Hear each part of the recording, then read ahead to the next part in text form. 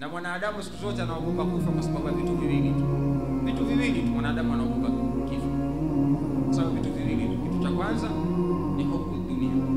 Ni kuipenda dunia.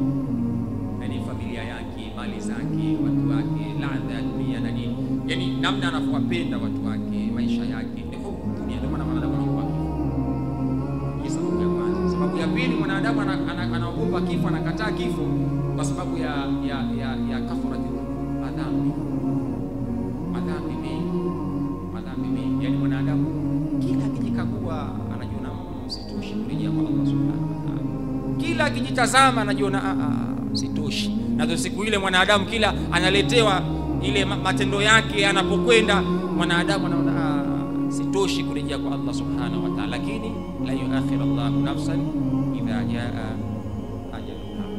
Na tumuombe Allah subhanahu wa ta'ala mwishoni mwa uhai wetu atujalie tupate kutamka shahada kama alivyotamka bwana Mtume Muhammad. Alisema la ilaha illa Allah innal maut sakarati, hakika ya mauti ni mchungu, akatamka shahada.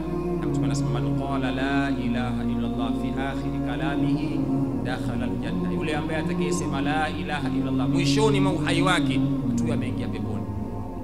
Sasa kupata hiyo ithbati hiyo ya kutamka la ilaha illa Allah, kuitamka hiyo mwishoni mwa uhai, inataka umuombe sana Allah subhanahu wa ta'ala. Ndio maana katika dua ambayo Mtume alikuwa akipenda kuiomba na katuhimiza sana kuiomba, ya Allahu biha ya Allahu biha ya Allahu biha bihusnil khatima, bihusnil khatima, Mwenyezi Mungu tunakuomba mwisho mwema. Hii ni dua ambayo Mtume alikuwa akiiomba na amehimiza tuiombe sana, ya Allahu biha bihusnil khatima, Mwenyezi Mungu tupe mwisho mwema wa kutamka hiyo kalima tauhid ya la ilaha illa Allah. Kwa sababu hiyo huwezi kuitamka mpaka upate ithbati. Unaweza ukawa unajua Kiarabu, unaweza ukawa shekhe, unaweza ukawa mwanachuoni mkubwa, lakini kama hujapewa ithbati na Allah subhanahu wa ta'ala ya kutamka hiyo kauli, wallahi hautoweza kuitamka hiyo kauli. Kwa sababu hiyo Mwenyezi Mungu anawathibitisha wale ambao waliokuwa wakiifanyia kazi katika ulimwengu huu.